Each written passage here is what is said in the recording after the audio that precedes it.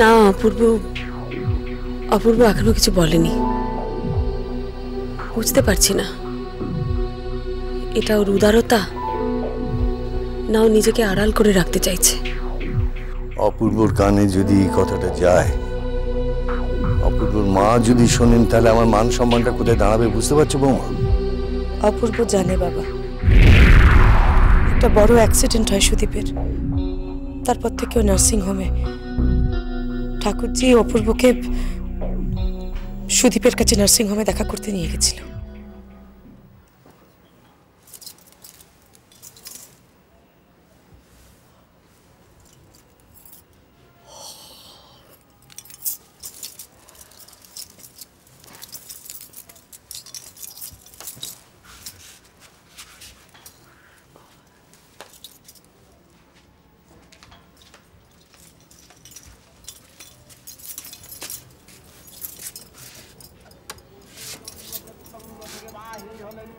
ওঠো ওঠো, মহলার অনুষ্ঠান আরম্ভ হয়ে গেছে, তাড়াতাড়ি ওঠো।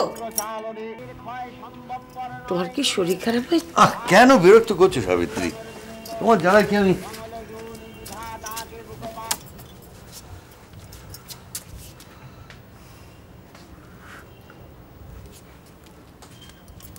কি হয়েছে গো তোমার?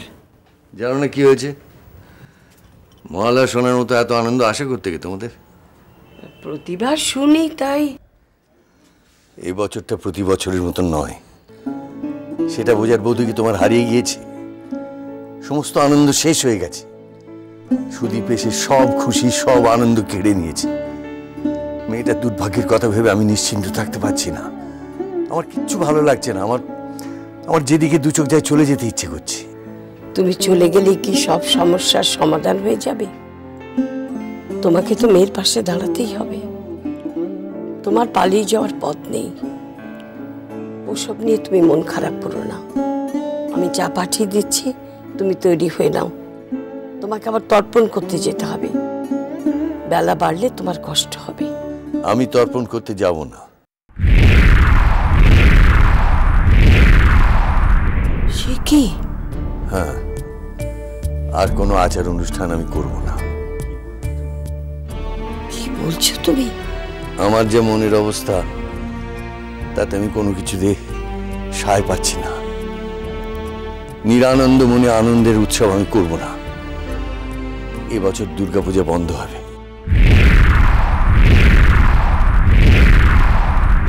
চৌধুরী বাড়িতে দুর্গাপূজা আমি বন্ধ করে দিলাম।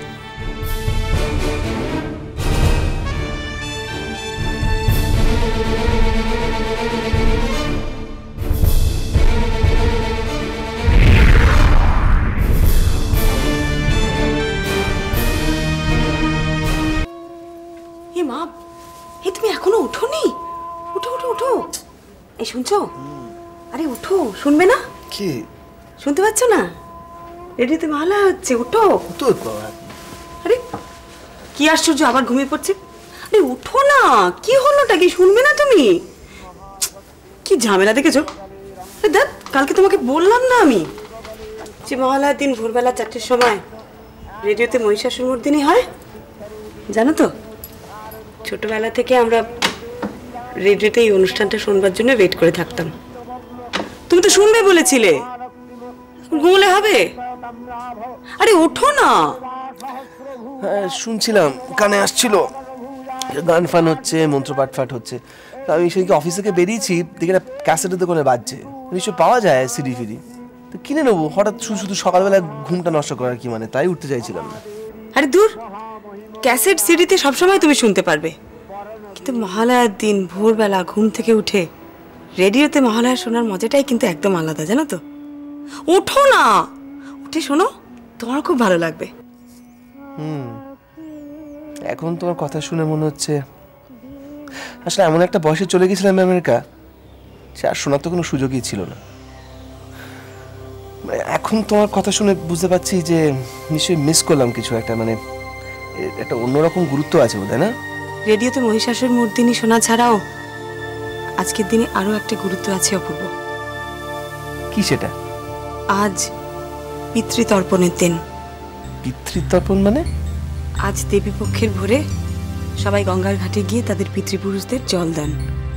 বাবাও প্রত্যেক মহালয়ার দিন যান। বাবা একটু পরেই বেরোবে, তুমি ইচ্ছে করলে বাবার সঙ্গে গিয়ে তোমার বাবাকেও জল দিতে পারো। সে ঠিক আছে, কিন্তু যাই বলো, এই একটা পার্টিকুলার দিনে হঠাৎ পিতৃপুরুষদের স্মরণ করলাম, বাকি দিনগুলোতে করলাম না, এটা সংস্কার। সেই সংস্কার মনে করে তুমি যাবে না সেটা ঠিক আছে, কিন্তু একটা কথা কি জানো তো, এইসব সংস্কারগুলো আছে বলেই বোধহয় আমাদের পিতৃপুরুষরা বছরে অন্তত একটা দিন আমাদের হাত থেকে জল পায়। নইলে আমরা সবাই তো ব্যস্ত, বলো কার সময় আছে? সত্যি করে বলো তো, তুমি দিনে একবারও সময় পাও তাদের স্মরণ করার? সে যাই বলো, আমার কেউ মেনে নিতে অসুবিধা হয়। ঠিক আছে, মানবে না ভালো কথা, মানো না, সংস্কার যেও না। তুমি গেলে পারতে, জানো তো, এই দিনটাতে না ভোরবেলা গঙ্গার ঘাটে কত মানুষ একসাথে তাদের পিতৃপুরুষকে জল দিচ্ছে, এটা দেখার মতন দৃশ্য। তোমার রিসার্চের কাজেও লাগতো। যাবে না যখন, তখন আমি আর যাবো না না না, এটা তো ভেবে দেখিনি। তাই তো অনেকগুলো ছবিও তুলতে পারবো। হ্যাঁ, খুব সুন্দর ছবি হয়। এই কাজ করো, তুমি আমাকে একটু চা দাও তো, আমি চট করে রেডি হইনি। হ্যাঁ যাবে? ক্যামেরা, হ্যাঁ যাবো যাবো যাবো যাবো।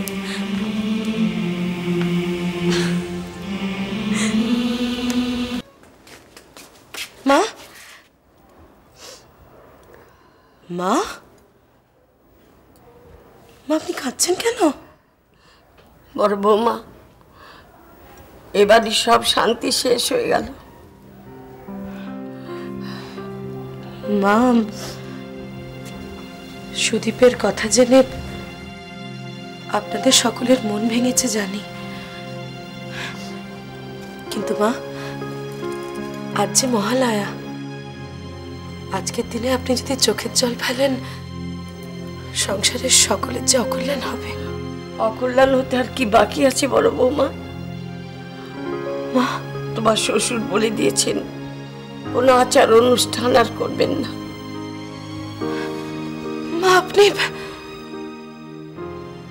তিনি গঙ্গায়ও তর্পণ করতে যাবেন না। সে কি? বাড়ির দুর্গা পুজো বন্ধ করে দিয়েছে। পুজো হবে না? না, হবে না। দুর্গা পুজো, লক্ষ্মী পুজো কিচ্ছু হবে না। মা, আমাদের বাড়িতে পুজো না হলে যে আত্মীয় স্বজনরা অনেক প্রশ্ন করবে, তারা জানতে চাইবে আমাদের বাড়িতে পুজো কেন হচ্ছে না, আমরা কি জবাব দেব? মা, সুদীপকে নিয়ে ঠাকুরজির জীবনে যে ঝড় উঠেছে, সে ঝড়ের কথা তো আমরা আত্মীয় স্বজনদের কাউকে বলতে পারবো না। মা, আমাদের দুঃখ কষ্ট নিয়ে তারা হাসি ঠাট্টা করবেন, আমরা কি উত্তর দেব? চৌধুরী পরিবারের মান সম্মান যে ক্ষুণ্ণ হবে এতে। মা, আপনি একটু বাবাকে বোঝান। মা, বুঝিয়ে কোনো লাভ হবে না বৌমা। একবার যখন উনি না বলে দিয়েছেন যে পুজো হবে না, এটাই তার শেষ কথা। মা, জাঁকজমক করে পুজো না হোক, ছোট করে হোক, সেটা বলে আমি বাবাকে বোঝাবো, বাবার সঙ্গে কথা বলবো। মা, না বৌমা, আমি যখন রাজি করাতে পারিনি, তখন তোমার কথা বলে কোনো লাভ নেই। কেউ ওকে রাজি করাতে পারবে না। চৌধুরী বাড়ির পুজো, জাঁকজমকলা পুজো দেখবে বলে অপূর্ব উৎগ্রীব হয়ে বসেছিল। বাবাও বলেছিলেন অপূর্বকে, ওর এবার কিন্তু সত্যি মনটা ভেঙে যাবে। আমাদেরও তো সকলের মন ভেঙে গেছে বৌমা। একা অপূর্বর মন ভেঙে যাবে এ কথা বলছো কেন? সুদীপের কথা জেনে অপূর্বই কি মনে কারো শান্তিতে আছে? নেই বৌমা, নেই। পুজোর আনন্দ উৎসব নিয়ে মাতামাতি করার মতো মন আর তার নেই। আমার সবচেয়ে কষ্ট ইন্দুকে নিয়ে। পুজো হবে না জানলে সবচেয়ে বেশি ভেঙে পড়বে ও।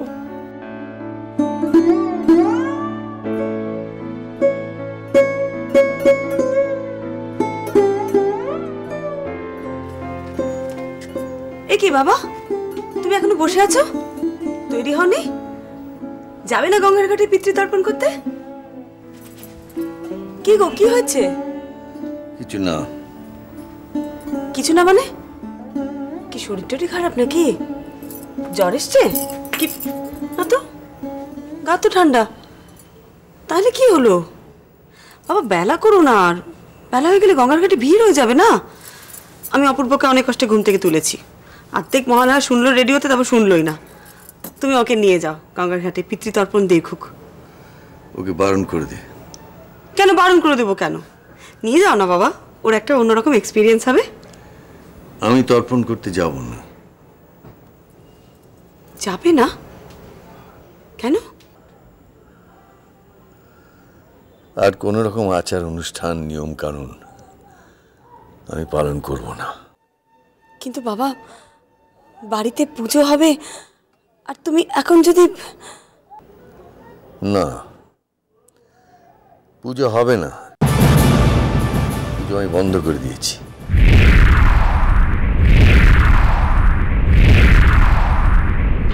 কিন্তু কেন বাবা? তুমি তো বলেছিলে এবার অনেক জাঁকজমক করে পুজো করবে। অপূর্ব এবারে পুজো দেখবে প্রথমবার। তুমি তো পুজোর অনেক দায়িত্ব ওকে দিয়েছিলে। যখন বলেছিলাম তখন পরিস্থিতি অন্যরকম ছিল। এখন সে পরিস্থিতি পাল্টে গিয়েছে। আমি তো তোমার সঙ্গে অপূর্বর বিয়ে দিয়ে নিশ্চিন্ত ছিলাম যে তোমার জীবনে আর দুঃখ থাকবে না, আর টানপুড়েন থাকবে না। কিন্তু সে তো হলো না। বাবা, সুদীপ ফিরে এসেছে। সে তোমার প্রথম স্বামী। আমি জ্ঞানে হোক অজ্ঞানে হোক অপূর্বর সঙ্গে তোমার বিয়ে দিয়ে একটা বেআইনি কাজ করেছি। এখন সুদীপ কি স্টেপ নেবে আমি জানি না, অপূর্বকে কি জবাব দেব তাও আমি জানি না। আমার মন এই অবস্থায় একেবারে ভেঙে গেছে মা। এইরকম একটা মন নিয়ে মার পুজো করা, আনন্দ আহ্লাদ করা, এ আমি পারবো না। তাই আমি পুজো বন্ধ করে দিয়েছি। আমার জন্যই তাহলে পুজোটা বন্ধ করে দিলে? আমি তাহলে দায়ী হয়ে রইলাম? না না, তুই কেন দায়ী হতে যাবি? তোর জন্য কেন পুজো বন্ধ হবে? পরিবেশ পরিস্থিতি আমাকে পুজো বন্ধ করতে বাধ্য করেছে। অনেক কিছু তো ভেবেছিলাম, কিন্তু মানুষ ভাবে এক, হয় আর এক। সবই অদৃষ্ট।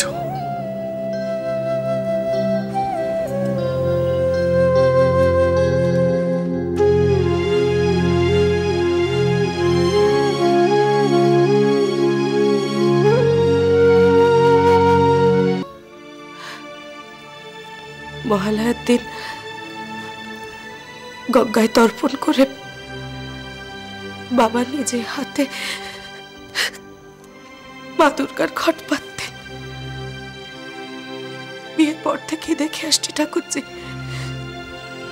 দেবী পক্ষ পড়ে গেলে দূর দূরান্ত থেকে আত্মীয় স্বজনরা আসতেন। বংশ পরম্পরার এই পুজো আজকে বন্ধ হয়ে গেল। বাবা যে হুট করে এই সিদ্ধান্তটা নেবে আমি ভাবতেও পারিনি বড় বৌদি। আমার জন্য আজ ঠাকুর দালানটা খাঁ খাঁ করছে। সত্যি আমি বড় অপয়া, জানো তো। আমার জন্য এতদিনের পুজো বন্ধ হয়ে গেল। ছি ছি ছি ছি ছি, আমার মরে যেতে ইচ্ছে করছে জানো ঠাকুরজি। এবারে আরো ধুমধাম, আরো বড় করে পুজো করার ইচ্ছে ছিল বাবার। অপূর্বকে দেখাবে আমাদের চৌধুরী বাড়ির পুজো কিরকম হয়। পুজোর দায়িত্ব নেবার কথাও অপূর্বকে বলেছিলেন। সব সব শেষ হয়ে গেল বড় বৌদি। আমি কি বলবো বলো তো? অপূর্বকে কি মুখ দেখাবো? অপূর্ব নিশ্চয়ই বুঝবে ঠাকুরজি, ও তো অবুঝ নয়। সুদীপের সব কথা শোনার পরেও তো ও তোমার সঙ্গে মানিয়ে চলছে। অন্য কেউ হলে আরো বড় অশান্তি করতে পারতো, তাই না? গতবার পুজোর সময় আমার পরনে ছিল বিধবার সাদা শাড়ি, আর এবছর আমার শীতেতে সিঁদুর, কিন্তু পুজো বন্ধ হয়ে গেছে। বিয়ের সুখ আমার কপালে নেই বড় বৌদি। আমি সাদা ধান পরে থাকলেই বোধহয় সকলের মঙ্গল। এভাবে কথা বলো না ঠাকুরজি, লক্ষ্মীটা তুমি এভাবে কথা বলো না।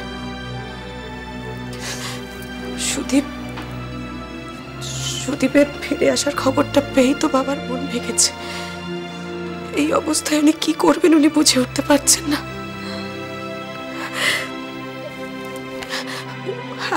এত বড় একটা ধাক্কার পরে ওনার মানসিক অবস্থা নেই পুজো দেবার। একটু বোঝার চেষ্টা করো। এবছর পুজো হচ্ছে না, সে নিয়ে আমাদের সকলের মন খারাপ ঠাকুরজি, কিন্তু তুমি যদি এভাবে কথা বলো আমাদের কষ্টটা তো বাড়বে। পুজো হচ্ছে না জেনে এ বাড়িতে প্রত্যেকটা লোক কিন্তু আমার দিকে আঙুল তুলবে বড় বৌদি, আমার দিকে। না না, কেউ আঙুল তুলবে না ঠাকুরজি। আমরা সকলে জানি সুদীপের ফিরে আসায় তোমার কোনো দোষ নেই। আমরা কেউ তোমায় দায়ী করতে পারি না। ও ফিরে আসার পর থেকে যা যা হয়েছে সেটাই তো স্বাভাবিক। হ্যাঁ ঠাকুরজি, সুদীপ তোমাকে কাছে টানতেই পারে, কিন্তু মন খারাপ করো না। এবছর পুজো বন্ধ হয়েছে, আসছে বছর দেখো আমাদের বাড়িতে ঠিক পুজো হবে। আমরা সকলে মিলে আনন্দ করব, দেখো।